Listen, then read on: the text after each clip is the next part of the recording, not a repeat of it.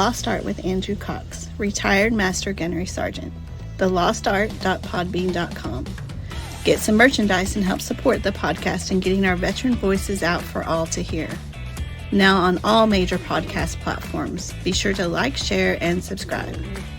Be a guest, tell your veteran story, discuss your veteran business or organization. Email The Lost Art with Andrew Cox at gmail.com. Andrew Cox, a Till Valhalla Project Ambassador. See the project story at tillvalhallaproject.com. Thanks for tuning in. Please enjoy the podcast that's giving a voice to our veterans. The Lost Art with Andrew Cox. Hello, my friends, and welcome back to the Lost Art Podcast, that podcast giving a voice to our veterans. I'm your host, Andrew Cox, and today we're having a My Veteran Story. But before we get into the episode or you enjoy the podcast, then make sure you go to the Lost Art website. That's the lostart.podbean.com. Go check it out. See what we got going on there. There is that merchandise tab. Go ahead and click on that. You can get you a hat, get you a shirt, get you a mug, get something cool, and help support us in getting our veteran voices out for all to hear. Also, big shout out to the Till Valhalla Project for allowing me to be an ambassador for that incredible organization. If you don't know anything about them, go to their website. That's tillvalhallaproject.com. Go check it out. And if there's any way you can help them and supporting them in their mission, please do so. Okay, well, I have Mr. Rob Brooks retired here with me. Yep, just retired. Just retired, yeah. And so we're going to do his veteran story. Welcome. Thank you. I'm excited to be here. I'm excited that you're here. It'll be good. It'll be real good. Real good. That's right. All right. Well, hey, let's just, same as always that I do with everybody. Let's start at the beginning, where you grew up, and then talk to me about how you ended up in military service. Yeah. So I grew up in Caroline County, Virginia. Not too many people actually know where that is, but when I talk about Kings Dominion, for those of us who've spent any time at the School of Music, they know exactly where Kings Dominion is. Yeah. And I'm just an exit north of there. Okay. Spent a lot of my childhood out there, and graduated high school, went right into the Marine Corps. And ironically enough, my sister was the reason why I decided to join the Marine Corps. Okay. Yeah, my family has a lot of Army and Navy with some Air Force sprinkled into it. Okay. My dad was former Army, served in the Vietnam War. My grandfather, my mom's side, and my dad's side both were in the Army. And my sister was the first Marine. Okay. And, it's one of those stories where she got caught up in the wrong crowd going through high school. She was making some iffy decisions. Joined the Marine Corps, went to boot camp, went out to see her on Family Day, and it was a completely different person. And in that moment, I knew that's what I wanted. I wanted for me. So she's the reason I joined. She's the reason why I got as far as I got. She's been the inspiration for my entire career. Very to nice. Be honest, yeah. Yeah. So again, graduated high school, right into the Marine Corps. 18 years of didn't know nothing from no one, and boot camp was a complete shock to my system. You got the shock of a lifetime. Oh my Lord, I did. I was like 215 pounds as a poolie. Really? I was. No. Yes, sir. Got out to boot camp, and they painted the stripes. You got the railroad tracks. I was a fat body recruit. Oh, dang. I'd have never guessed that. Mm-hmm. Okay. Marine Corps diet program for 13 weeks, dropped about 42 pounds. Oh, my God. Yeah, no one in my family recognized me. That's amazing. It was 42 pounds. 42 pounds. I've put a little bit up and back on, but but it's all muscle. It's all something. So, getting to recruit training, like you say, it's a shock to the system. Mm-hmm. What for you made it such a shock? Like, what was the things that were memorable to you that made it that shock? I was definitely the drill instructors. Yeah. And we all hear the stories of the famous yellow footprints, and we even before we get to Parris Island or San Diego, we have the recruiters and then some of the old timers that are around us. Growing up, they talk about the yellow footprints, but when you're sitting on the bus and you're half asleep and half awake, and you've got that receiving drill instructor that gets on and just starts barking at you. Yeah, It's like, holy crap, what did I just get myself into? yeah, yeah, yeah. And I would honestly, I think just having to scream as much as I did right away, that having to make that phone call, even though I remember from when my sister went, being on the receiving side, when she made the phone call back, just being there and reading the same script that she read, it was, oh my God, like I'm in the suck right now. This is crazy. And it was from there, like I was in the pit every day. I was on the quarter deck every day, all day, running around, getting yelled at just for being fat. And I mean, it is what it is. Well, I mean, 42 pounds, they had to keep you busy. They had to keep you exercising, Yeah, and that was a steady diet of fish and very little rice. And lots of lettuce. Oh my God, yes. The first time I had like regular salad dressing, it was a treat. Oh yeah. Yeah, but and the funny thing too is like cereal, right? Yeah. You don't have time to like have like cereal the normal way. Yeah. So when I got back home on boot leave, I was hungry, went upstairs for breakfast after I got up and like hospital cornered my bed, grabbed a box of cereal down from on top of the fridge. I don't remember what kind it was, probably Fruit Loops or something. Put it in a bowl. There was no milk in the refrigerator. I'm like, all right, I got this. Just poured water in it, and I was good. Wow. My mom, I think, about flipped her lid on that. I was like, what are you doing? Like, I'm just eating breakfast. Like, what? Like, with water? I'm like, yeah. Good on you. I couldn't do water. I couldn't do that. I'd eat it dry before I had water. I mean, don't get me wrong. That was the only time I ever did it. Yeah. But I probably because mom took pity on me. And like, when she first saw me on Family Day, she was bawling her eyes out because apparently I looked like I had been in a concentration camp. That's how like thin and lean I had gotten. There was a kid in my platoon who was like right in front of me who was a dietary recruit like with me, but hadn't lost as much weight as I did. And so he looked like I looked when I went in. Oh, so they all thought that he was me until I went up to them like, hey, how you guys doing? and then the shock on their face. Oh my God. Yeah. I think they had a bigger shock to their system than I did when I actually went to boot camp. It was crazy. Funny.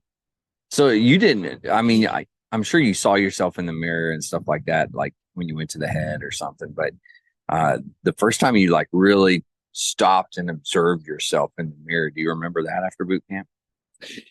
Yeah, it was actually after graduation. I went back to the hotel where the family was, just to kind of change out of uniform and put on some regular clothes, and realized that the goodie bag that we put our civic clothes in, that we wore the first day, went to go put those on. I'm like, these don't fit anymore. I'm swimming in yes, I was. Oh my God, I was drowning in them. So, we made a trip out to the exchange, and looking at myself in the mirror, and like I'm seeing someone completely different. Yeah, like this is not the same guy. And for that point in my life, I'd been a thick boy my entire life up until that point, and I really liked what I saw. Yeah, my self-confidence had like jumped up. Felt way better physically. Could exercise in a way that I never did before. Yeah, and boot camp definitely puts a shock to your mental system. Yeah. Oh yeah. And definitely your physical system, but like the after effects of it, I think really created a better mentality for me. Yeah. It was great. So you finished boot camp. You did go home on boot leave. I did. Did you just do 10 days? What'd you do? I did a little bit extra because I got recruiter's assistance. Okay. So going back into my high school, especially, the recruiter definitely wanted to kind of use me as the poster boy. Yeah. We've seen a bunch of old friends from, grades younger than me showing off what I had just achieved, the title that I had just earned, and just feeling like $1,000,000 Yeah. was awesome. It was absolutely awesome. Yeah. Yeah. And Very then nice. get done with all that and down to MCT, which was another exciting evolution, I guess. I hit it was actually down here in the Lejeune at was it Camp Geiger, I think. Camp Geiger, yeah. Celebrated actually my 19th birthday out in the field. Oh, no kidding. Yeah. Wow. It was Okay. great. Had my pound cake MRE in a fighting hole that they had just taught me how to make by yelling at me and Yeah. throwing an e-tool at me. I think that was like the next big real shock. Yeah. Like, okay, this is what my life's gonna be like from now on. Mhm. Because again, like I graduated in 2002, so we were hot and heavy into Iraq and Afghanistan doing all Right. that stuff. And when I first went to my recruiter, I wanted to be a Marine. I didn't care what I did. I wanted to be a Marine. Right.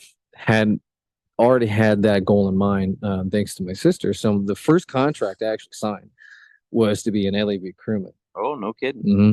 And they eventually found out that I play the trumpet. Yeah. So they're gonna squeeze whatever they can out of you. At that point. They were going for the points. Yeah. And I don't blame them. So they set me up with the MTA. I'm not 100% sure who my MTA was anymore. I want to say it might have been Mitch Martin at the time, but I'm not 100% sure. So he comes out. I was horrible. I bombed that field audition like so bad.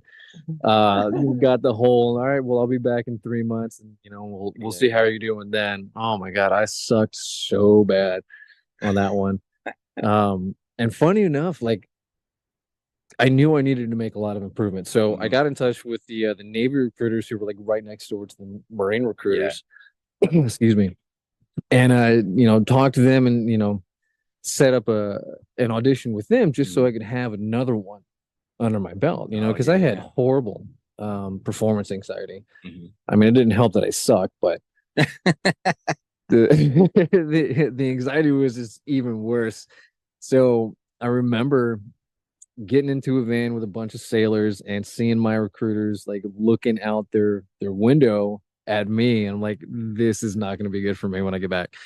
Needless to say, I sucked on the Navy audition as well. Yeah. But it's what I needed to do for me to kind of get where I needed to be. Get back, get out of the van. Actually, like hung my head down a little bit and walked in my recruiter's office, and they were like, "Brooks, is something going on? Like something you need to tell us?" I'm like, "No, No, I'm still doing this. I'm still with you guys.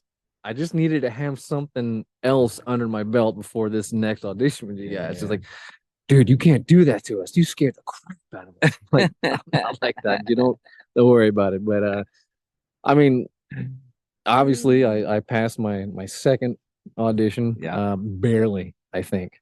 Just enough for them to make mission, I think, is really what it was. Yeah. Well, hey, a pass is a pass. It is until you get to the School of Music, and then you realize I'm in trouble. So you show up to the School of Music. Yeah. You have to take, what is it, an incoming assessment or incoming audition or whatever. Yep. Was that audition about the same as when you first tried out, or was it? Honestly, I think it was worse. It was worse. I think it was worse. Oh, yeah. wow. Because you go through boot camp, you're back on boot leave, you go to MCT. That's a lot of time off playing, and then you're at the School of Music, and it's like, here's a horn, play for us now. Yeah. And I was not the any gift to music at that point, really. So I bombed that incoming audition. I mean, everyone bombs the incoming audition mostly. But I did it so spectacularly that I was in the practice room on mandatory practice for like hours Yeah. every day after school. You know, you get done with that Uh, last class, you go get showered, you come right back, and you're doing like 4 or 5 hours. yeah. Yeah, You're man. there until the building closes, basically. Yes, Yeah. yes, and it was like that my entire time. I think until I Wow. got to my F2 and I Oh, man. passed my F2. Look at that. You can't even see me up there. Is Yeah, that the fly? guy? Yeah, Look at that. There's a fly up there on my phone. That's funny. Another special guest. There we go. Yeah. All right. You can see me again. See, that's how much crap I Is was. that what it is? Yeah. Yeah. Yeah. The fly knew. Yeah, you can smell it. Man, yeah, I had such a hard time going through the basic course at the School of Music. Like theory was not my jam, dictation was not my jam, Yeah. ear training was on another world. Yeah. I struggled getting through all of that. I think I even had to go up on a academic review board or something Yeah. at least once.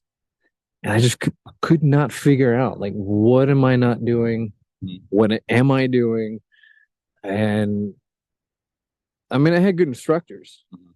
Do you remember who your instructors were? I don't remember the names. I do remember that.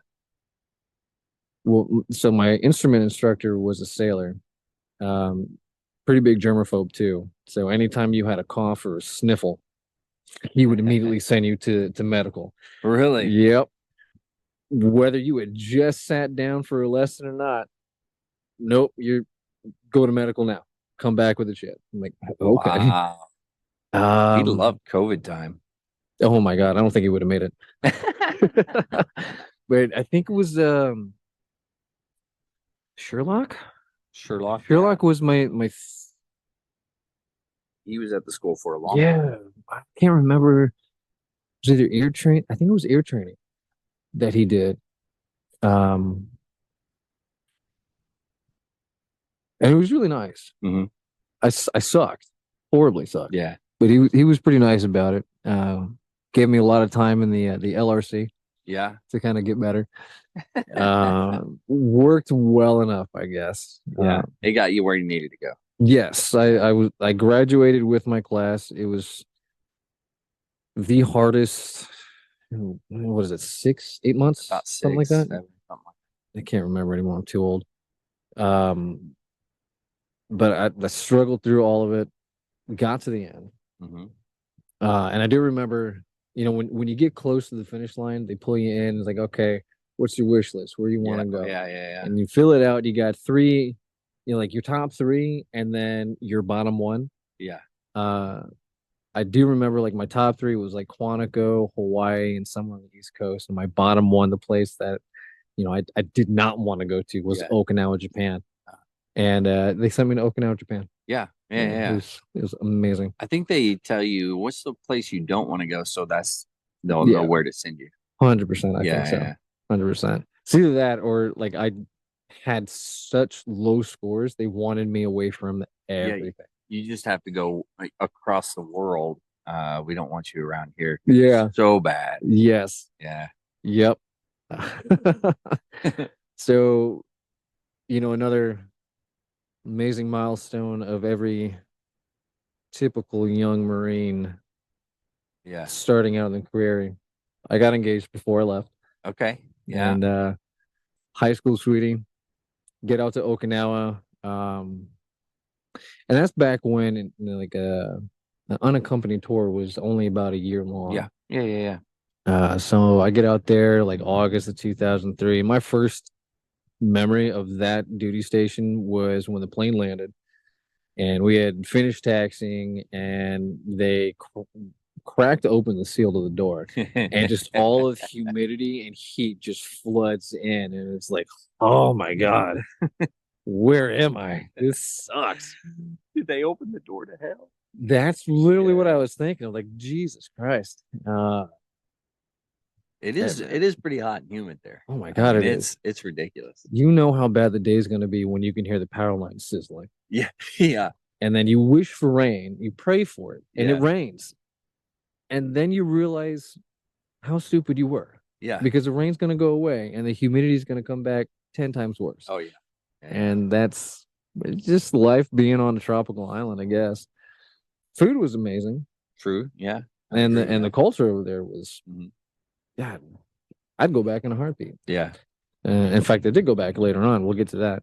But yeah, so yeah, I get out there, young Lance Corporal, don't know anything, just excited to be alive and trying to figure out this new life in a new country. Had a couple of schoolmates or classmates already over there, so that helped the transition go a lot smoother for me. I think the band was actually living in the same barracks as the receiving company. Oh, really?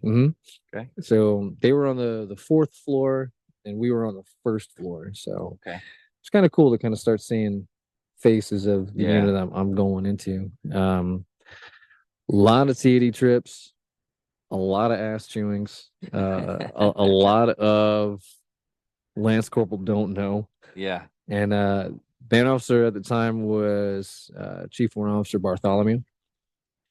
The EC was at the time Staff Sergeant Call. Oh, no kidding. Okay. Drum major was Gunnery Sergeant Steele. I know it was Staff Sergeant Wiki back then, who was the assistant IRT. I don't remember the name of the IRT that was there. He was a gunny. Yeah. I don't remember either. Yeah. I can see his face. I can too. I just can't think of his name. Let's see, who else was over there? I think it was Master Sergeant Kruger was a bandmaster. Okay. Who was then replaced by Master Sergeant Oakland.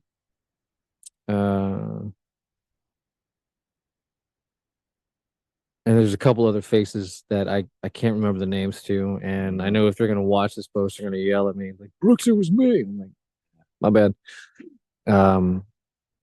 He's getting old, folks.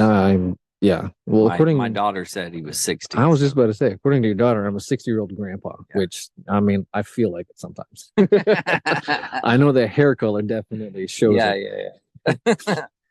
Let's see. But yeah, a lot of TD trip, a lot of learning a new language barrier, learning how to be a Marine musician, learning how to still be a Marine. Yeah. A lot of great people out there. That band actually was my introduction into, your band is your family. Yeah. And forever grateful for that lesson. And in fact, I took that lesson and applied it into every band that I went to after that. But the engagement did not last. Yeah. No, it hit some hard times, as typically they all do. Yeah. For the same reasons, long distance relationships don't really work out. Yeah.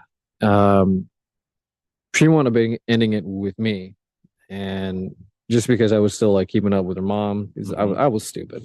Yeah. I was stupid. I was still paying like half of her apartment rent. Whoa. Yeah. Well, to me, it was like this is my last lifeline. Yeah. It still can work. It still can work. I'm only going to be out here for a few more months. I'm going to go back. I'm going to make it right. Yeah. The ignorance level was high, and the hope along with it was. You were Lance Corporaling hard. Yes. Yeah. Yes, I was. I was Lance Corporaling when I got promoted to corporal too. That's how good I was doing at Lance Corporaling. But yeah, so I was still talking with her mom, and I found out through her mom that she had been seeing this other guy for a while. And that kind of just shut everything down for me, and it started spiraling. Hit huge depression. Work life was suffering. Personal life was in the freaking gutters. It just got bad. Yeah, it got real bad. First time in my life, I actually had a suicidal ideation, or multiple ideations, and one attempt. Yeah. You and I were kind of talking about that the other day. Yeah. And it was kind of like the perfect scenario almost. I was stuck in this rut of just I can't do anything right. I'm not worth anything. I'm just a burden. Everyone would be so much better off without me, kind of a thing. And Right. we were TAD to Camp Fuji. I think it was for Friendship Festival. Mhm. Sitting in my barracks room alone. Everyone else was, I think, watching like the Super Bowl or something. They were in the Okay. common area. I don't know what it was. But like everyone was like hanging out together, and it was just me alone. Yeah. So all of the red flags that Yeah. we've been learning about, and all these PMEs, like I was popping them up one after the other, but I wasn't talking to anybody. Mhm. Like nobody knew. Yeah. Not even my parents knew. Oh, In wow. fact, I don't even think my dad knows now Oh, about no it. kidding. Yeah. Wow. And yeah, I just one thought led into another thought, and I took my pocket knife out, and I looked for that separation in the rib cage where I figured my heart would be, and just I got within probably about an inch of kind of ending everything, and for whatever reason, still have no idea. Just stopped everything, dropped the knife, ran outside into the ladder well where we were smoking, but supposed to smoke. Safety hazard or something, but Marines do what Marines do. And yeah, I'm just like shaking uncontrollably, just thinking to myself, what the heck was I doing? Like, Yeah. what? No way. And I'll never forget it. Tim Cutler, trombone player, he comes out to smoke, and he sees me kind of like sitting on the staircase, and he's like, "Hey man, what's going on? You all right?" And I'm just like, "No, I'm not." And I just like spilled everything, and like ever since that day, he and I have been like as close as brothers can be without being blood. Yeah. And yeah, it was probably one of the darkest times of my life. Yeah. Yeah. And it's and back then, like you never went and talked to anybody about it. You never went to get mental health because seeing the wizard was a career ender still back then. That was the stigma. So I kept everything close to the chest, very hush. Tim was honestly the only one out there that knew. Oh, really? It. Yeah, the entire time. The only one that knew. Got through all of it. Went on more TD trips, had more fun. Requested to extend actually a few more months because the band was getting ready to go to Perth, Australia, which was an amazing trip. Yeah, amazing trip. Had so much fun out there. And then had their training for ultra focus lens in South Korea. Okay. So I had to get on all that stuff. Right. Yeah. Yeah, it makes sense.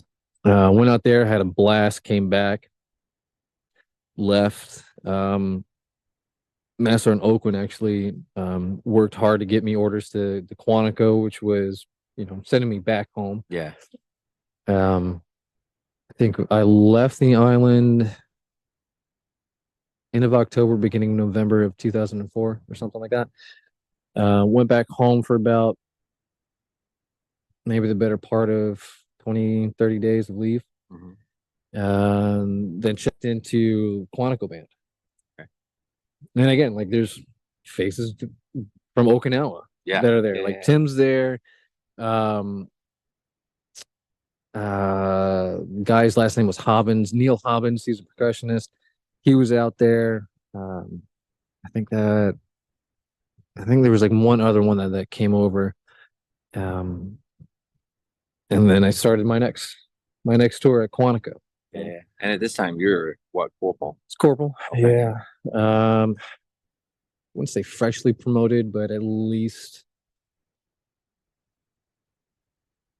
I guess probably about 6 months promoted to corporal. So still had no idea what the hell it is I was doing. Yeah. Yeah. But did we ever really figure it out? No, I still haven't. I still haven't. Makes sense. Me too. You would think after like what? Yeah. Almost 100 years and me like 15. I did it. I did 25. Thank you. Not 100. Jiminy Christmas. When you figured like we would have some stuff figured out, and Yeah, it's all yeah. guess. So yeah, check into Quantico. New trumpet section, great players, phenomenal players. There was a Creasy, Santiago was there. There's a Staff Sergeant Quiones was there. Now Gunnery Sergeant Splitter showed up. So like a rock and trumpet section. Got lessons from all of them, pointers, tips, etudes, exercises. And we were really tight knit trumpet section. We spent a lot of time just rehearsing, fooling around, messing around, giving each other a hard time, having those competitive challenges. Like, I bet you can't do this. I'm like, all right, well, watch me, and then you just fail and fall on your face. There's Lewis was over there, Chance was over there, bunch of great guys, and it was Chief One Officer Zabo was a band officer. I think at the time it was, I can't remember if it was Master Sergeant Gleason was there. I'm trying to think who else. Chuck Eddy was the drum major. Actually, Staff Sergeant Mike, I think, was the drum major when I first got there, and then Chuck Eddy took over for him. I got it. Okay. And there's another guy whose name's escaping me. He's the tuba player, real big guy. He was the crap. What was it? I don't know who you're talking about. I can see his face. Yeah, man, I can't remember. But new band, new beginning, another chance to kind of do things differently, learn more, grow more. Became a fire team leader when I was out there. I think it was a platoon guide at some point. I was in the training section trying to figure out what all that meant. Yeah. Trying to figure out, what is it? What is this database thing that they're talking about? And why do I need to do this? I have no idea what I'm doing. Yeah. Spent, I think, about 4 years. No. Got there in 2004. Left in 2009. So I guess better part of 5 years. Oh, wow. Out there, yeah. Well, so one of the ironies of being at that duty station was, Quantico doesn't deploy. It's a non-deployable band. Yeah. And that was really one of the only reasons why my mom ever said that she would sign the paperwork when I was 17. Yeah, so you wouldn't deploy. Yeah, because bands don't deploy. Right. And I didn't know any better back then when the recruiter was coming over and talking, so yeah, bands don't deploy. Quantico definitely doesn't deploy. Yeah. Well, Quantico deployed. It was I think it was 2007, the beginning of 2007. And this is the where they put together a battalion of all different MOSs, non-combat MOSs. Yeah. It was General Pruitt was the commandant at the time. Yeah. And he wanted to make it. He wanted to prove the point to the American people that a Marine, regardless of MOS, is a basically trained rifleman, first and foremost. Right. And so he stood up Task Force NCR, National Capital Region, the first one, I think. And said, we're looking for volunteers from non-combat oriented MOSs. Right. And they were requesting 20 volunteers from the band. Because we were one of the largest groups out there. Right. And I remember that Friday afternoon very well. Zabo comes in, like all hands meeting in the large hall. We're all sitting in there thinking, okay, well, what are we going to get our asses shoot for this time? Right. Yeah. And he comes in there. His demeanor was like just different. Yeah. So like we're all really questioning like what's happening. he gets up on the podium and he tells us the basic story.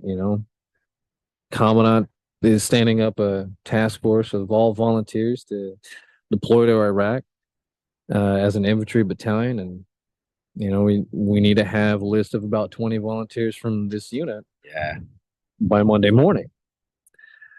So it's quiet, and you could feel the tension, like, what the hell is going on? Right. What is this? And we get done.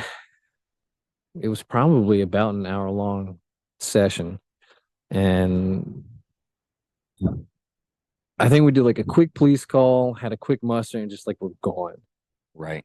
To get done with the day and get back to family, friends, to like really kind of spend time thinking about all this. And I remember getting together for a few minutes after everything to kind of talk to, the guys that I was closest to. It was like, Right.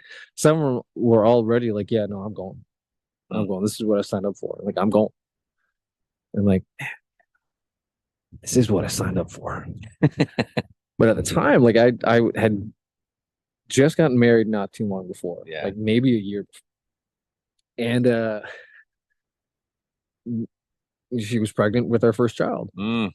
In fact, I think she was about 5 months pregnant. Oh. Yeah. And like at that point we were staying with her dad up in Arlington. No, Alexandria, sorry. And that entire drive up 95, I was like really trying to figure out, like, how am I going to talk about this? Like, I want to go. This is why I joined. I'm a Marine. I'm a rifleman. Like, 9/11 happened. I didn't care what was going on. I wanted to go. Yeah. And here's my chance. So I was going through like all the thoughts in my head, and I was trying to come up with like reasons. Yeah. Not excuses, but reasons, justifications. Like, why do I want to do this? Right. Why do I want to create so much chaos and stress in my new family's life right now? Because the easy answer would have been like, I'm not going. But then, like, how would I have felt if I made that decision and stuck with that? So by the time I got up to her dad's house, because she was still at work, and her dad and at the time his fiance were hosting a party at the house, I'm like, this day can't get any worse. Like, I'm stressed out. I'm anxious to have to talk to my wife about what's going on, and I walk in, my father-in-law sees me. He immediately comes up and is like, what's going on? And we go right out the front door. Almost immediately. Like, I come in, he sees me, comes over, what's going on? And we go out the door. And I'm like, here's everything that just happened today. It's like, okay, what are you going to do? Like, I want to go. It's like, does she know? I'm like, no. Okay, here's what you need to do. When she gets home from work, I'll tell her you're upstairs waiting for her. She's going to go upstairs. You're going to have your time. And then I'll come up and check. I'm like, okay. So she gets back. She comes up, she waddles upstairs and close the door to the bedroom, sit her down on the bed. I'm like, here's everything that happened today. Like, verbatim from what I can remember. And she looks at me and she's like, you're going to go, aren't you? I'm like, yeah. And the next logical question is, why? And I can't just say, well, it's because I'm a Marine. That's what I do. I gave her four justifications, 4 reasons. I told her I can't ever ask someone else to go do something I'm not willing to do. I can't let my friends, the people that I care about, go and fight without me. I've got to do this to do my part for our family. I've got to do what I can to make a better world for them. And the 4th one is, this is why I signed up originally. Like, this is the reason behind me putting my name on that contract and me going through all the hell that I've gone through so far. Like, Right. this is why. Like, I've got to do this. Makes sense. Wife is asking for the credit card. Well, you better give it up. Yeah. You got to give the credit card up. So, okay. So let's go back to where we started a second ago. So Okay. you told your wife that you wanted to, or that you should go because, what was it? The last thing you said? I can't remember. It's what I signed up to be. It's what I you signed signed up up. to Yeah. do. Okay. So you told her this is what I signed up to do. Yes. Right. And then her reaction was, She hated every single reason that I gave her. And I mean, rightfully so. Yeah. Rightfully so. I still can't imagine what it was like emotionally and mentally right. for her to, sit across from me and for me to tell her, hey, I'm going to deploy to a combat zone. Right. Where we've all been watching the news about what's being reported happening over there, all the casualties and everything that they're facing. Right. And I'm going to be one of the guys that goes over there. Right. Yeah. It's a tough pill to swallow. 100%. Yeah. 100%. She understood. Her reaction, don't get me wrong, like, she completely understood. She just didn't like it. She didn't like it at all. Yeah. And again, like, it didn't help that she was like 5 months pregnant. Yeah. Well, and that's a big question. Like, are you going to be here? Right. For the birth? I'm like, I think so. Luckily, I was. Yeah. I was. Yeah. Our daughter Jordan was born September 16th, which was 7 weeks before we actually left. Oh, no kidding. Wow. Yeah, she was 7 weeks old, and the pictures that we took the day we loaded the buses and left to go get on the bird. Wow. Yeah. That's got to be tough. It was the scariest thing I had ever done at that point, because I'm about to be a father, and now I'm a new father, and now I'm looking at having to go to a combat zone where I didn't know if I was going to come back. Yeah. Yeah. And it's one thing for because I remember when I deployed, it was just me and the wife, and that was hard enough. Like, I'm leaving my wife, but she understood. Yeah. Right. You're taking off, and nobody knows what's going to happen. Like, anything's possible. But now you have a child. So I feel sorry for anybody that has to go anywhere, when they have kids, and especially, on a deployment type of thing. That's tough. I can't imagine doing it. Yeah. Honestly, I don't know how I did it. Yeah. I think it was just one of those things where I showed up where I needed to show up, when I needed to be there, follow the orders that were given to me, and I was going. But every day leading up to that was always in the back of my mind. Am I gonna make it back, or is my kid gonna grow up without her dad? Yeah. And it's definitely something that ate at me. I know it ate at my wife horribly. Oh yeah, for sure. And then, going through having to make the will was another eye-opening experience. Yeah. Like, holy crap. Like, I'm literally making sure everything is ready for when I bite the bullet. Yeah.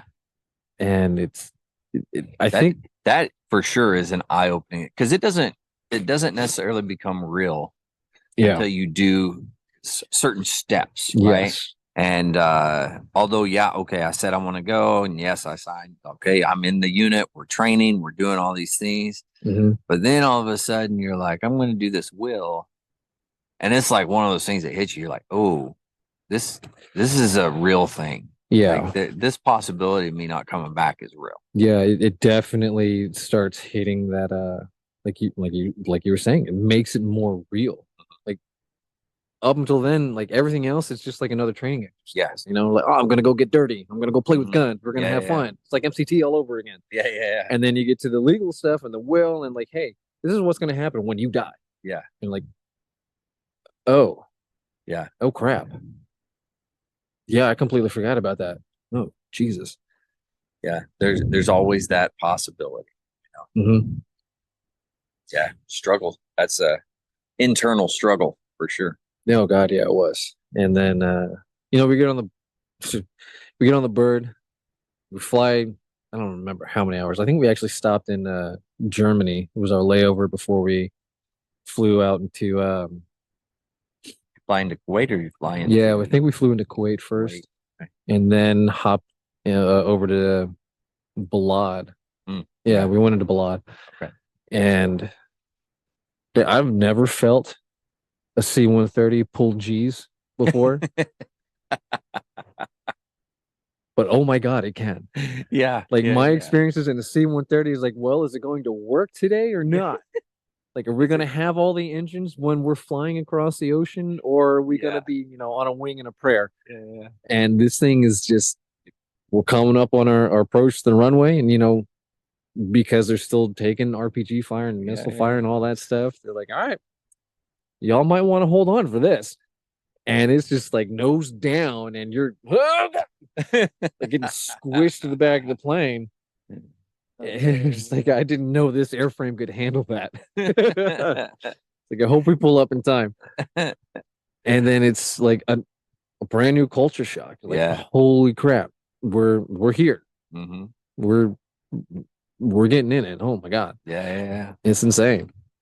So we spent about, I think, I want to say about 3 or 4 months in the Diyala province, which is like the northeastern part of Iraq, doing convoy ops and foot patrols and everything an infantry battalion would do. I don't remember exactly who we took over for. I want to say it might have been 1-6, but I could be wrong on that. Oh wow.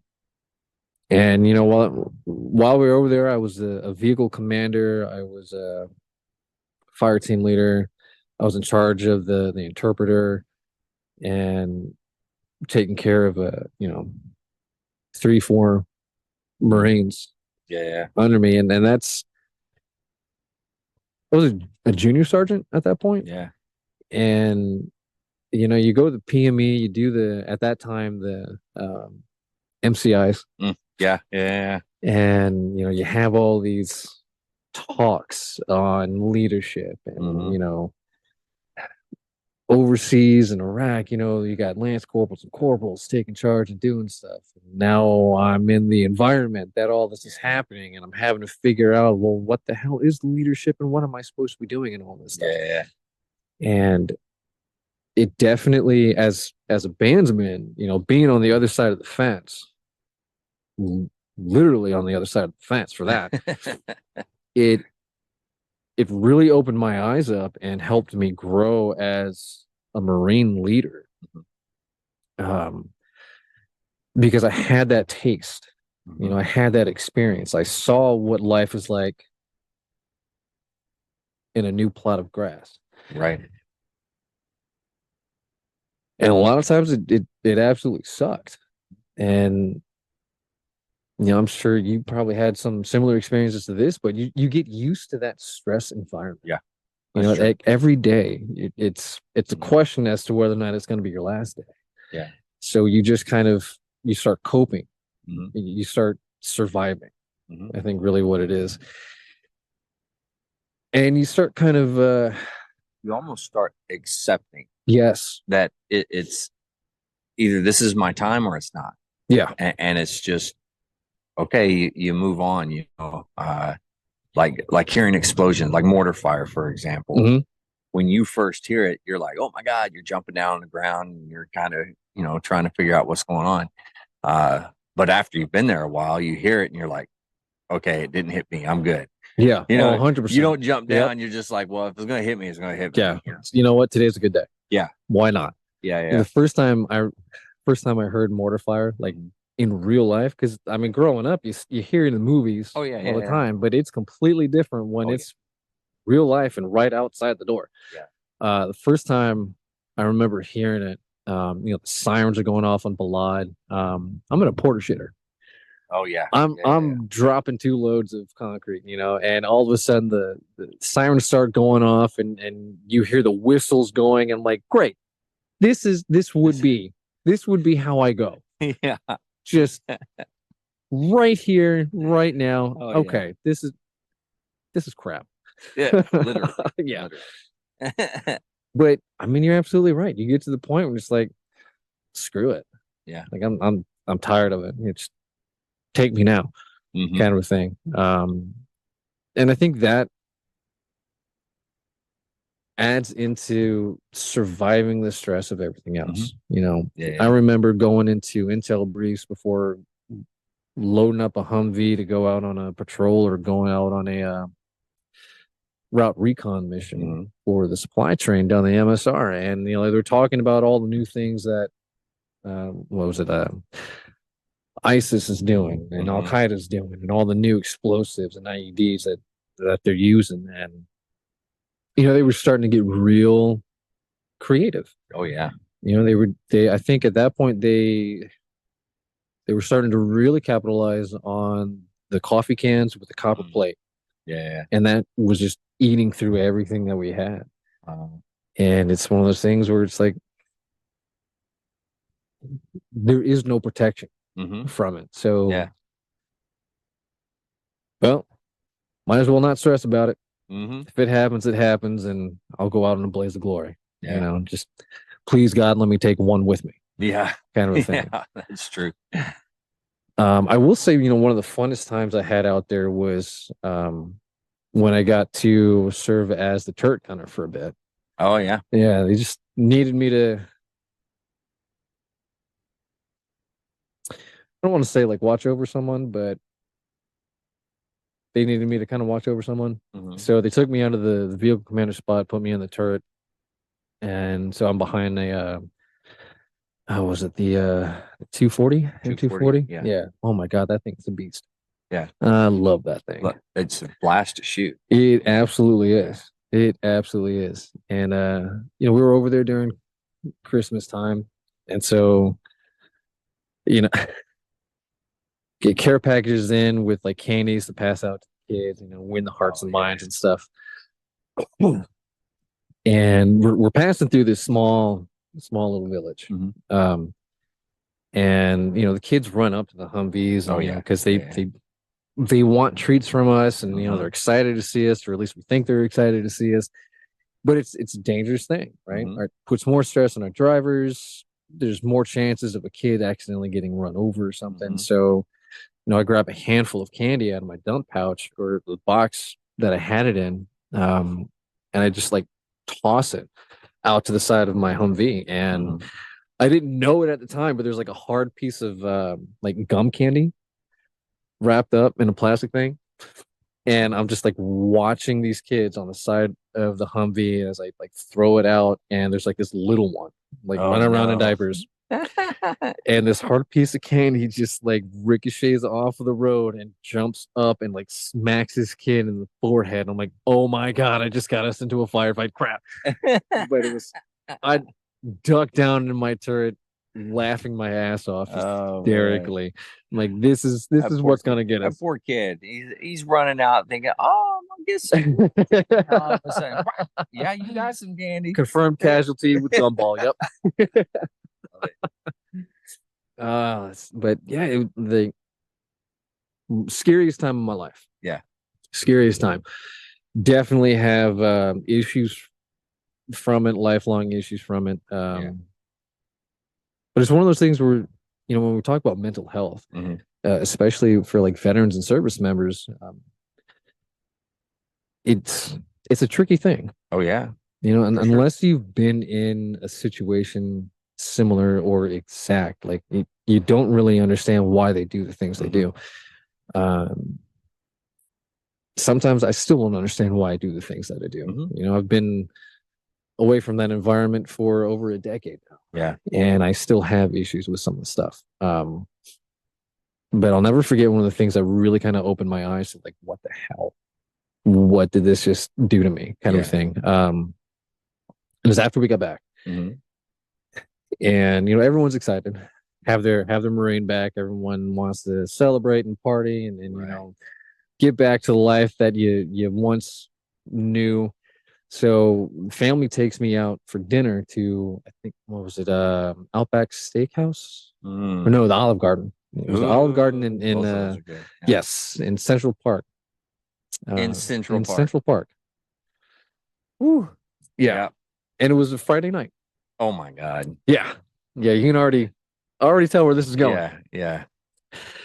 We're just back, so like I haven't had experiences yet Uh-huh. of, the challenges of transitioning back from what I was just in. So how long were you back at this point? Like a week? Or a couple of days? At most it was a week. Okay. It probably wasn't even that long. Okay. And so, everyone gets together. It's a large group, some families, friends. We had a reservation. We're there a little bit early. It's a packed house. So the hostess, lets us go in the bar. I'm like, okay, yeah, I'm doing all right. I'm doing okay. Let me get a drink, and then I'll be a little bit better. And at that point, like there was at least a corner, Yeah. right? So I felt okay being in the corner. Yeah. Because I Yeah. can see things. And then we get shown to our table, and our table was a circular table, and the circular table was backed up to two corner booths. Okay. And there was tables and booths all around us, and there was like just people all around me. Yeah. And I sat down, and I didn't even make it to the drink order before I told him I gotta go outside. Mm-hmm. And I was outside for probably about 20 minutes. Mhm. My dad came. Yeah. Because I think he saw what was going on before I recognized what was going on. Yeah. So he comes out pretty much immediately after me, Mhm. and he just sits down, and like I just start like chain smoking, Yeah. and I'm going through it. I'm like, what the hell is this feeling? Mhm. Like, what is going on? And like he just sits down, and he puts his hand on my shoulder, and he says, "Hey, you're good. I got you. You're fine. Everything's fine. Everything's safe. You take your time. Mhm. You stay out here as long as you need to. I'll come out and check on you. But when you're ready, you can come in. You'll be fine." And that was it was that memory. And then the first time I actually had to drive on 95 by myself. Oh God. Yeah. Because used to doing like no more than 25 miles per hour, thinking like, holy crap, that's fast. Here they are doing 65, 70, or sometimes 80. Yeah, I thought I was Yeah. good when I merged on. I thought I was good, and then all these cars are like flying by me, like, what the hell is going on? And I look down, I'm like barely doing 30. I'm like, oh.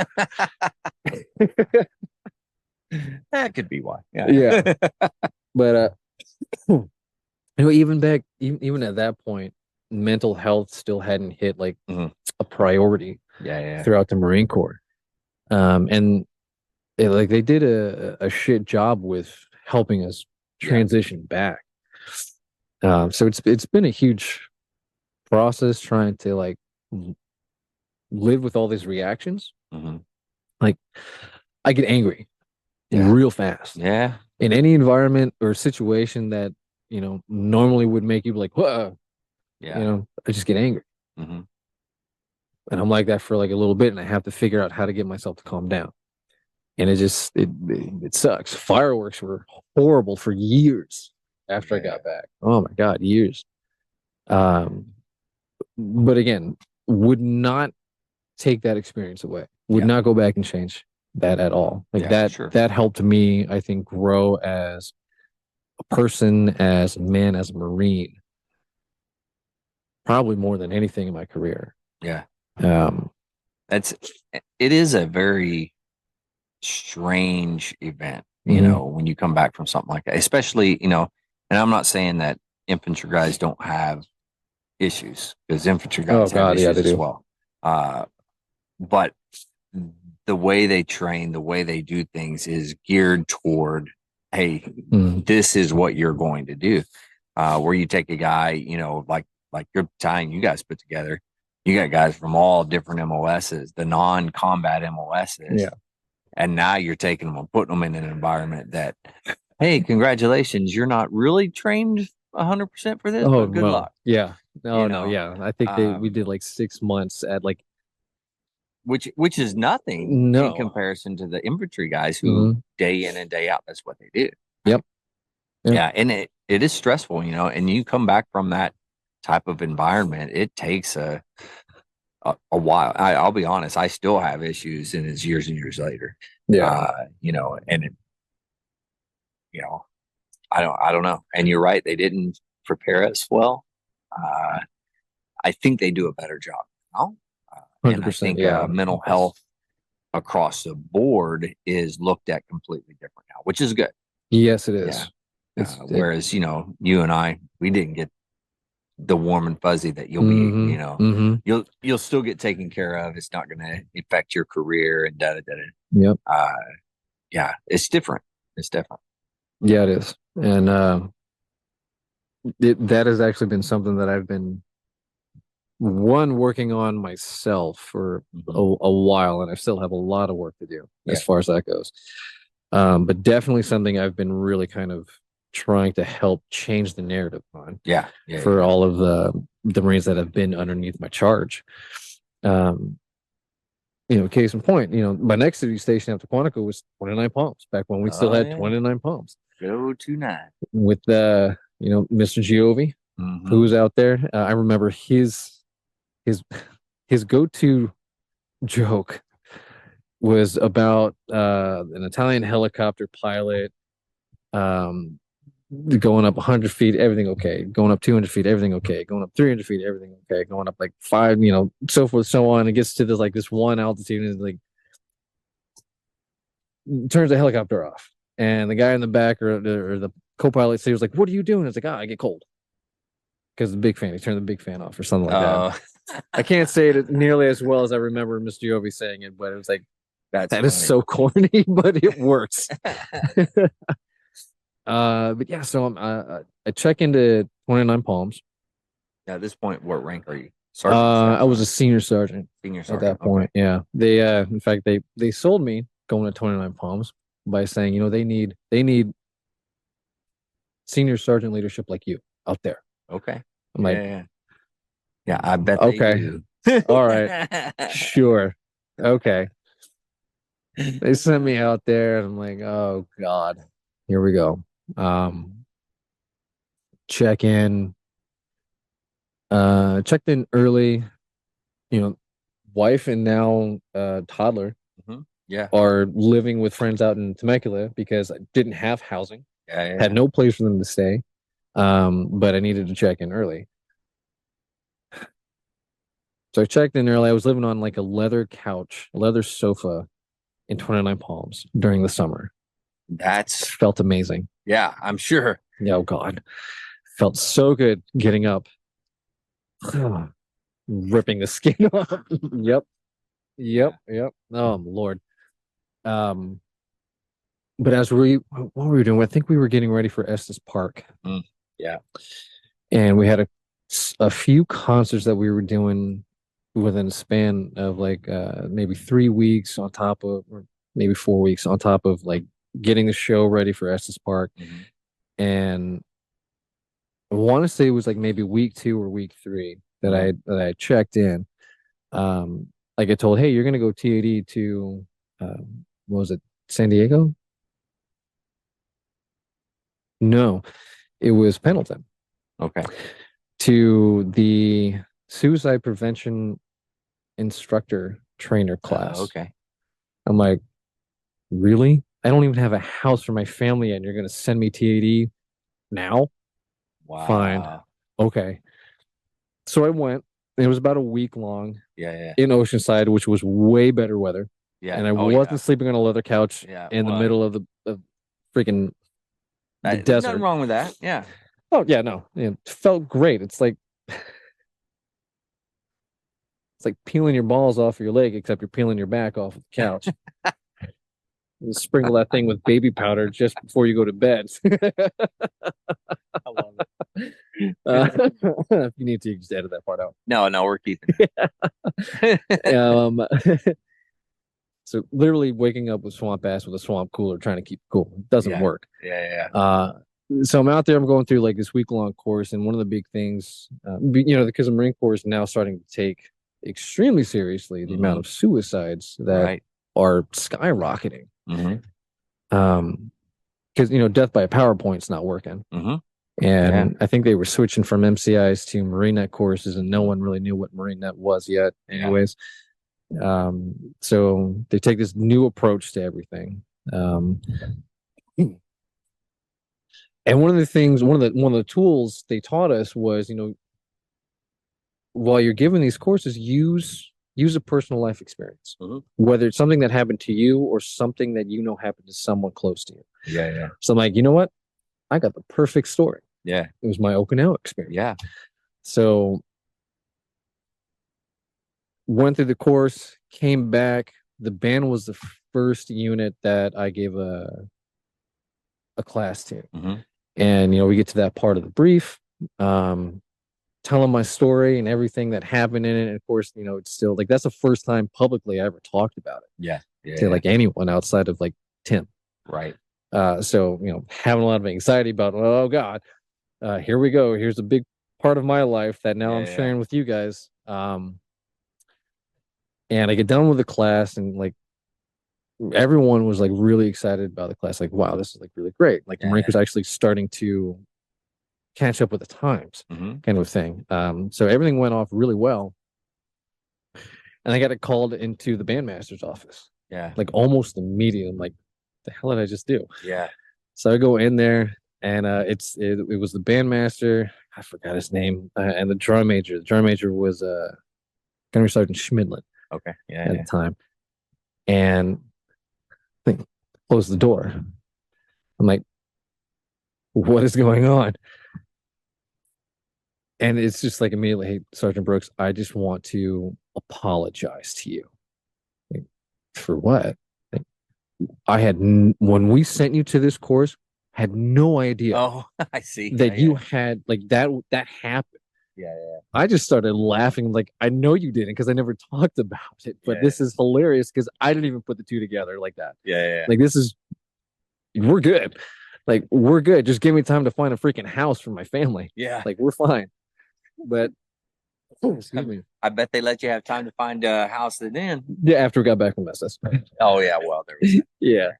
But yeah. And I had several classes after that on base that I repeated the same story, and I've used that experience in my life multiple times throughout my career at multiple bands and units, and sharing that dark secret, with a lot of these younger Marines has opened the door for me to take care of Marines better than what I was taking care of. Yeah, for sure.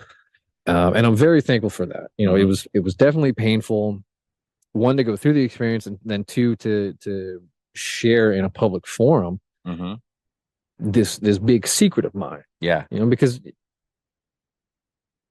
to me it was like a show of weakness. Like this, I did this and almost made it worse, and like I feel like that makes me look weak. Like I'm a Marine. I'm not supposed to do stuff like that. Right. Yeah. I'm supposed to be indestructible and nothing's going to touch us. And here we are. Here's the human fact. Yeah. And I think that's the one thing that like we easily lose sight of right after boot camp and getting fresh into the fleet. Like we still have that gung ho. We drank all the Kool-Aid, and there's none left for anyone 10 else. feet tall and bulletproof, right? Yeah. And then you have one of those life events, and you realize, oh crap, I am just another human, and this does not feel good. Yeah, absolutely. But again, what was something that I carried like a hidden scar became something that I was able to use to bridge gaps. Yeah. And I'm grateful for that. And that again started at 29 Palms. Yeah. 29 Palms is when I started learning The Art of the Drum Major. Ooh, I like that. The Art of the Drum Major. Say the lost art of the drum major, lost because they art of the can't drum do major. it nowadays. They're not. No, I'm just kidding. For all the drum majors out there, I'm just kidding. Just like I can't get this hair to do whatever the hell I needed to do, but whatever. Yeah, it looks good. It's retired. It looks good. That's I what it mean, is. my hair, if I, look at the crazy sides in the back, it is what it is. I mean, you I'm- honestly could be like an extra band member for the Carpenters. Is what you look like. Yeah, Yeah. there's nothing wrong with that. That's sexy. Yeah, that's what I'm saying. Heck yeah. I Yeah. love it. 29 Palms. Okay. Yeah. So Started drum majoring. started the Yeah. the lost art of the drum major there. Mostly because I had no choice. I show up and I do my check-in with Sean Schmidlin, and he's like, all right, what do you want to be when you grow up? I'm like, Yeah. well, because at that point I hadn't done anything Yeah. except just be a trumpet player. Right. And the last little bit at Quantico, I started messing around with the mace. Mhm. But that was it. Mhm. Like I spun it without dropping it or hitting myself and giving me myself a concussion. Like Right, that's the extent of my knowledge and experience base for drum majoring. I mean, for a drum major, that's pretty good though. Starting off, yeah, I guess Yeah. so. I guess so. Well, I mean, it was good enough for Schmidlin to be like, all right, you're gonna be my admin chief and my assistant drum major. Yeah. I'm like, but Gunny, I've never been an admin. I don't even know Yeah. what to do with that. It's like, you'll figure it out. All right. Every single day I was getting my ass chewed because something was wrong. Like there would be red pen like all over all this stuff. I'm like, I don't know what I'm doing. What is correspondence? Navy what? What is the 5060? I don't know. Oh my God. But it was like every day it was just like one thing after the other. I'm stressed out. Trying to, I was a full-time musician. I was in the only brass quintet that we had. I think I was a squad leader at that point. Now I'm trying to learn a logistical area that I had no experience in and was just stumbling over myself left and right. And trying to make sure I didn't knock my ass out with a giant shiny stick. Yeah. Which also meant that I was spending hours after work with the drum major trying to learn all this shit. And it was like every single time, like I go out and like make one mistake. Nope, get back. Nope, get back. You remember when you're teaching someone how to turn around and the left hand just kind of comes up here? Yeah. I was like, you got the dinosaur hand. Yeah, well, he called it gay T-Rex. Oh, okay. Nice. It's like, who's a gay T-Rex? It's me. He is the one that I learned the phrase "big gay rainbow." So, and that was really, to keep the mace up high when you're spinning to turn around, so it's not coming down low and whacking your leg or hitting the deck. Yeah, it's like big gay rainbow. I'm like, okay. Oh my God, I didn't know that. Yep. Okay. Oh yeah, it makes sense though. Yeah. And he made so much fun of me when I would start meatloafing after a turn. Oh yeah. And I had no idea I was even doing it. Yeah. So I eventually, after I figured it out, I'm like, hopefully everybody knows what meatloafing is if you're in the military, but if you don't, it's when your arm swing matches your legs, so it goes in the same direction. So you're boom, boom, and your body is doing this because of Anyways, I demonstrate, but I'd have to stand up. Yeah, that's too much we work. Don't need that. No, but. So I made it a point that, all right, well, I'm going to make it look like natural. Yeah. Might as well have fun with it. And I probably spent more time working on that than like actual mace stuff. But I got good at it. Yeah. I got to the point where I could like run decently before I started like looking all like special and stuff. That's good stuff. And it just, so I was learning so many new things. They put me in charge of the West Coast Marines Musicians Birthday Ball, which sucked horribly for me. Yeah. Because shortly after I was assigned to that, 29 Palms stood up an emergency operations center for like natural disasters, right? Because we were on the like a site fault line or something. I forgot what the term was. And we were the only location in that area that could sustain life for a long period of time following a natural disaster. And of course, what demands do well, provide security. Yeah. So that's what they tasked us with. So, there were other guys who had deployed with me, but for whatever reason, they decided, you know what, Brooks, you're the guy Yeah. that has the qualifications for this. Uh-huh. So from bottom to the top and making everything happen to turn the band into a security element for this building, Yeah. on top of trying to figure out the West Coast Marine Musicians Birthday Ball, on top of learning how to do admin and correspondence and like all that stuff, on top of learning how to be a drum major. Like I was just stressed out of my mind. Yeah. I was a boot staff sergeant and I was drowning Yeah. bad. And eventually I had to swallow my pride. And I went to Schmidlin and I said, hey man, like I can't do all this stuff. Like I'm going to fail at something. Mhm. And I need to give up the birthday ball so I can do everything else. Yeah. Oh, he gave me such grief. Oh, really? He did. I'm like, well, if it were me, I'd have everything squared away. I'm like, well, I'm not you, Gunny. I'm not. I'm trying, but I don't know what I'm doing. So he let me pass the torch for that onto another Gunny who did a great job finishing everything up and taking care of everything. And I think it was a really good West Coast Musicians Birthday Ball. We had it at Disneyland that year. And honestly, that gave me more time to really kind of focus on, not just all the work stuff, but the family stuff. Because at that point, like we had my son who was like fresh out of the oven.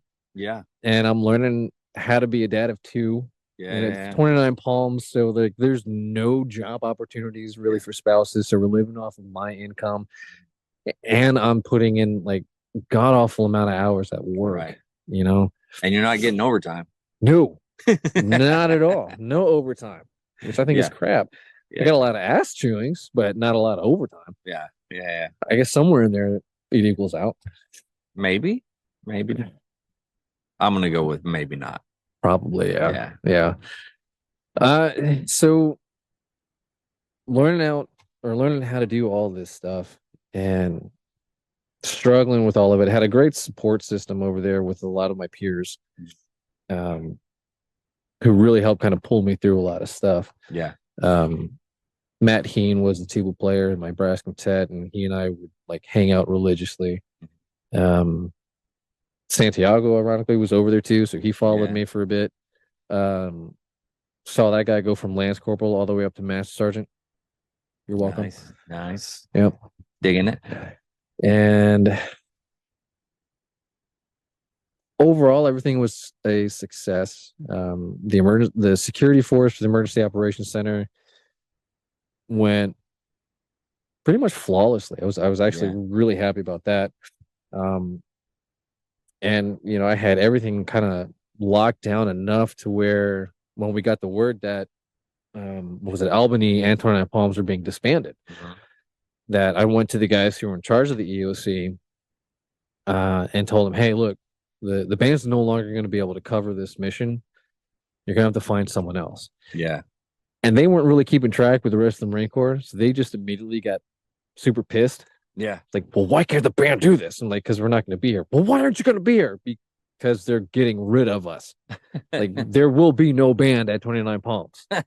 Period. Dot. The end. Like, we are going away. Or like, oh. Well, that makes more sense. Yeah. Like, but just so you guys don't have to start over from scratch, here's one of the extra books that I created. Yeah. For everything. And it had a 5-paragraph order, the LOI, it had all of the training documents and map layouts of where important places were located in the building, because that never really changed. And it had everything that I had worked on.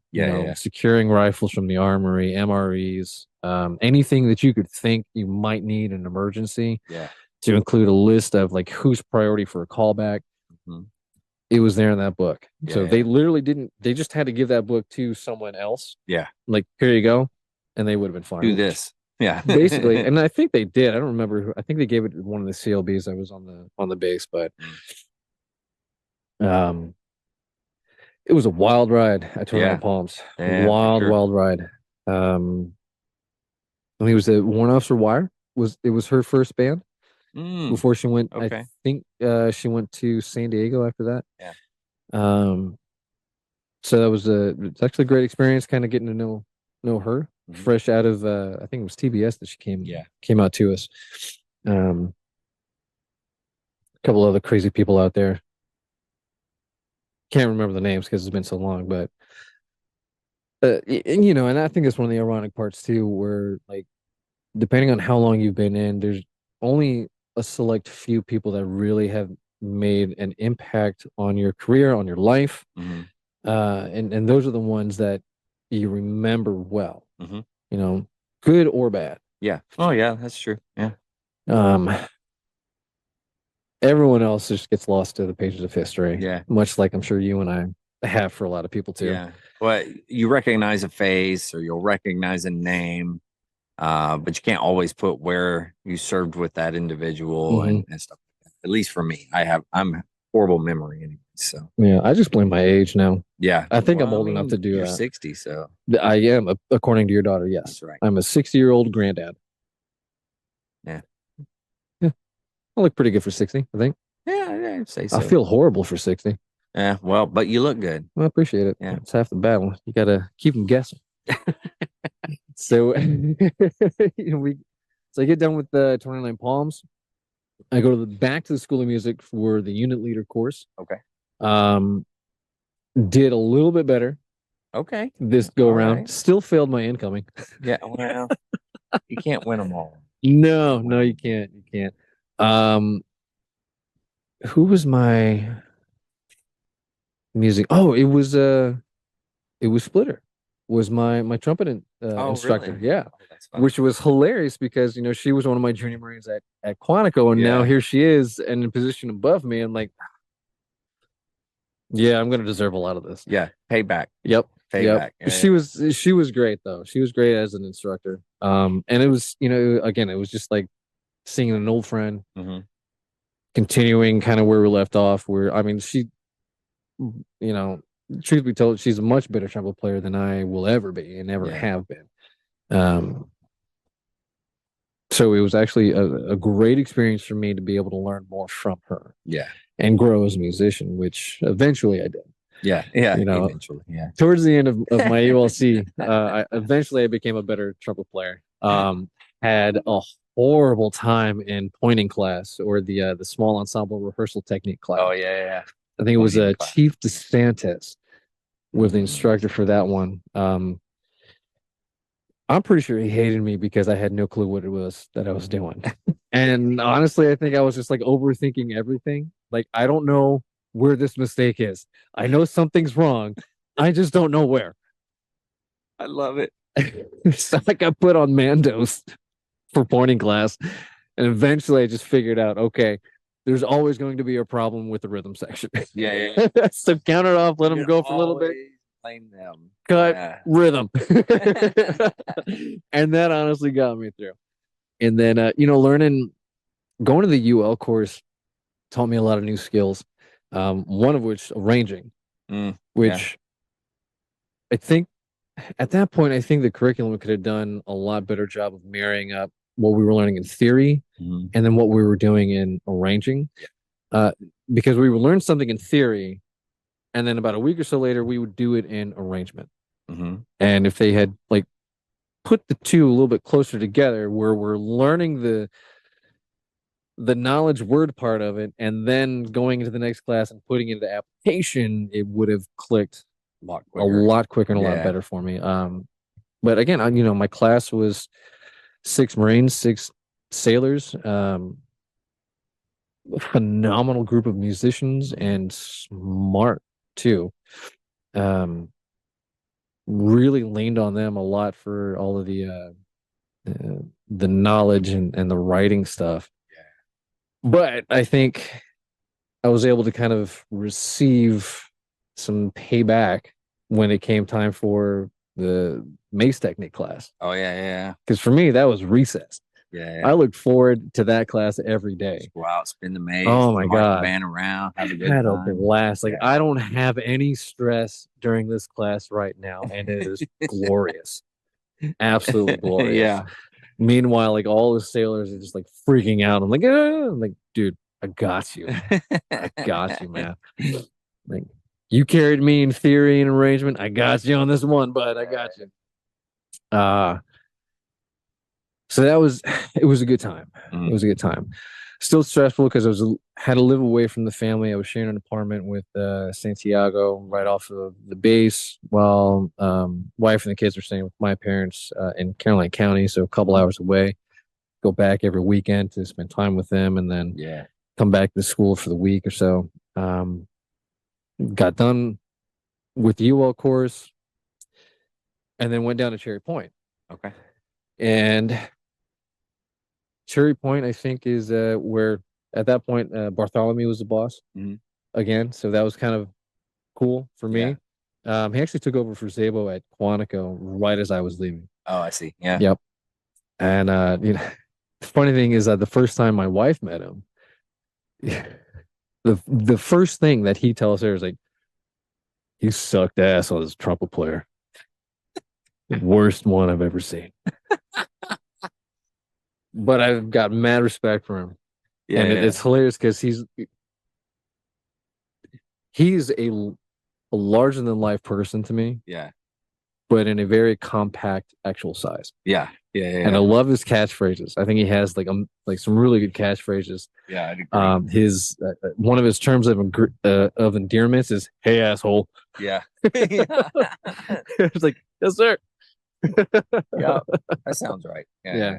And then the other one, I think, is like more of a phrase of encouragement. Is just breathe and play, brother. Just breathe and play. Yeah. Like I'm trying to, but I'm so scared. It was great. So he's a band officer down there. Had Vic Miranda as the drum major.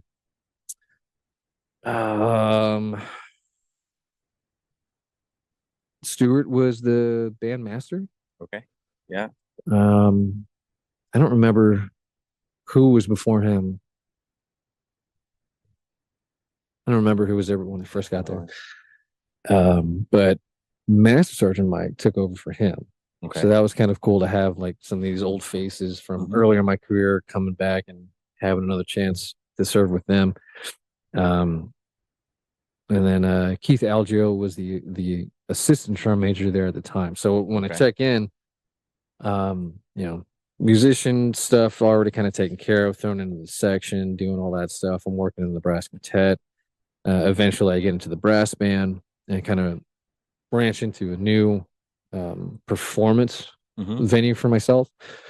Working with Algio and Miranda to continue my drum majoring career, because at that point, like, I knew that's what I wanted to do. Like all of the bullshit and all of the hours of just being hammered on, and being told that I just suck. And 29 Palms, you know, 29 Palms is when I cut my teeth. Yeah, it's the first time I was in front of a band for a gig. Right.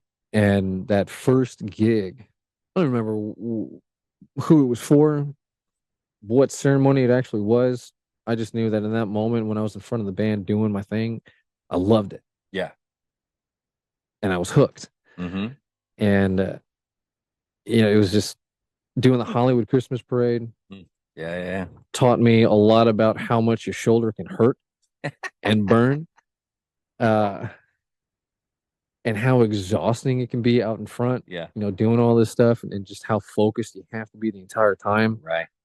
But I loved it. Yeah. Absolutely. I fell in love with it and continued that passion when I got to Cherry Point.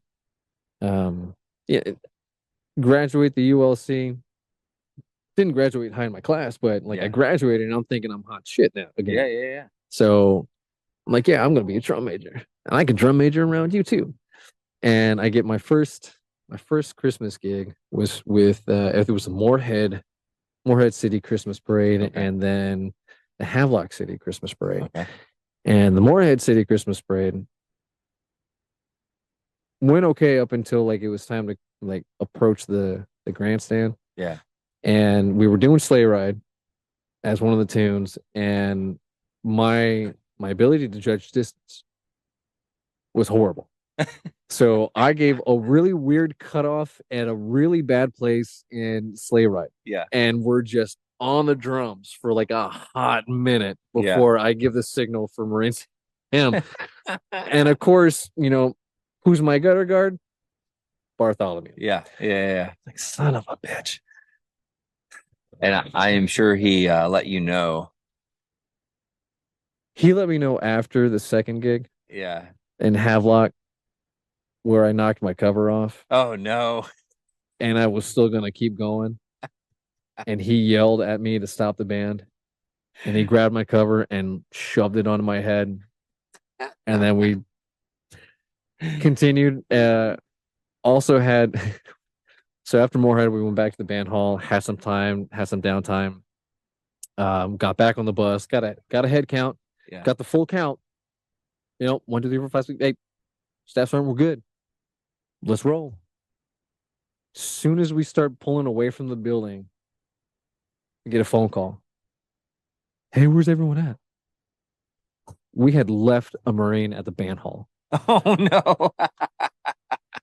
And Bartholomew just looks at me.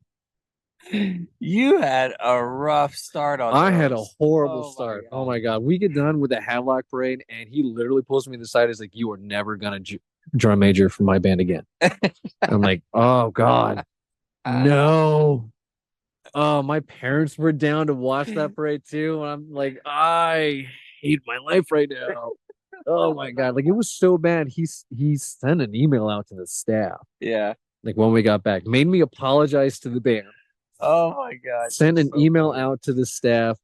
I'm driving back to my house. I'm like 2 minutes away. I get a call from Miranda, and he's like, why the hell am I hearing about all of this from the band officer and not you?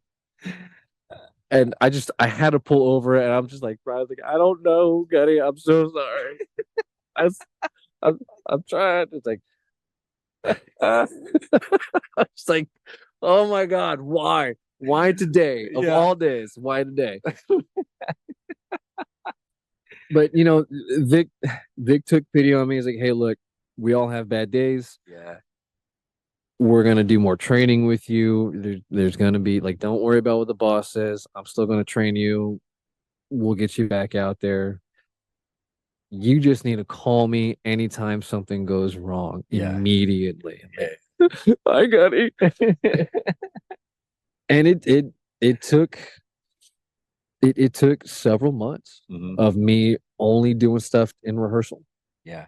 Before I got another gig. And you know, in the span of that year, because I didn't do a lot of gigs that year. Yeah. For obvious reasons, you know. I had to prove myself to the drum major, had to then prove myself to the band officer. Right. Yeah. But in the span of that year, you know, I pushed myself to be more humble because I recognized that I got an inflated ego. Yeah. And that was my downfall. Yeah. I was looking more at the glory and not at Mm-hmm. doing what I needed to do. Yeah. That's a good lesson. It is. It absolutely is. And I think honestly, we all have our humbling moments that make us regroup, refocus, and reattack. Yeah. And that just happened to be mine with Bartholomew. And that was never a comfortable. Yeah. Oh my God. That guy. Whew. Mad respect for him. Yeah. Absolutely love him. One of the top leadership examples for me. But I am scared of that guy when he gets mad. Holy crap. Oh man. That's awesome. But yeah, so that whole year was more about, for me, refocusing and growing. Yeah. And that's exactly what I did. I focused more on learning the logistical area and being more detail oriented to learn that aspect of being a drum major. I was focusing more time on practicing mace work, getting back into the 50, 60. looking, doing all the review for SOEs, learning the scheduling part of it, training those Marines in there, working on my music as a musician, and ironically enough, branching out into kind of being a vocalist at that point. Oh wow. Yeah. Which I got screwed over by my section at that point. Know who you are. You know who you are. And it was for a Christmas concert. Yeah. It was, yeah. I wasn't even like the guy that got picked. I want to say, I think it was Aaron Carpenter. Okay. Now Warren Scarborough, who was supposed to be singing this tune. Yeah. And he wasn't, like, we were having a sectional before rehearsal, and he wasn't there. He was doing something else, I think. And like the trumpet section was just having a hard time trying to hit our instruments because the vocals started and with the winds, and like we came in after. And it was just one of those things where it's like, I was the section leader at the time, and all right, look, I'll count it off. I'll sing the part. You guys come in when you need to come in. And I did that, and apparently I did it well enough to shock the rest of the section and be like, Staff Sergeant, you need to be singing this. I'm like, no, I don't. No, I do not. And and that's after I told him, you keep your mouth shut. Don't you dare say anything. I'm like, all right, okay. We get in the rehearsal, everyone's set up. We get to that tune, and boss gets up on the podium. Everyone in the section, hands goes up. Like, what is it? Sir, we think Staff Sergeant Brooks should sing this. What? We think Staff Sergeant Brooks should sing this. I'm like, no, we don't, sir. No, we don't. No, we're good. No. Get up here, Brooks. I'm like, and I did, I guess, okay enough job that I didn't immediately get fired. Yeah. And then because I didn't immediately get fired and I did well enough job putting on a performance for the concert, they put me into the show band at the time. Nice. With Kopesky and Dwyer were the main ones on that one, and I did a couple more tunes on that. And I think being in the brass band kind of helped open me up more to that almost frontman performance, like letting go and relaxing kind of vibe. Loved every second of it. Very cool. So Cherry Point comes and goes. We get to Pendleton after Cherry Point. One more div. The Blue Diamond. The Blue Diamond. Tune in tomorrow for part 2. Well, with that, to all the listeners out there, if you're struggling, you do need some help, don't forget the VA does have some great resources. You can always dial 988, press option 1. You can always text 838-255, or you can go to veteranscrisisline.net and click on that chat icon. Any of those options are going to put you in contact with somebody that can help you out. But remember, one veteran life lost is one too many. I care about you. This guy cares about you. The 100%. Whole veteran community cares about you. So please reach out for help. And if you're out there, you're not struggling, you're doing good, make sure you reach out to the buddies that you served with and just check on them, see how they're doing. And if they need a helping hand, reach down and give them that helping hand. All right. With that, love you, man. Thanks for coming on. It's been great. Stay motivated. Change your socks.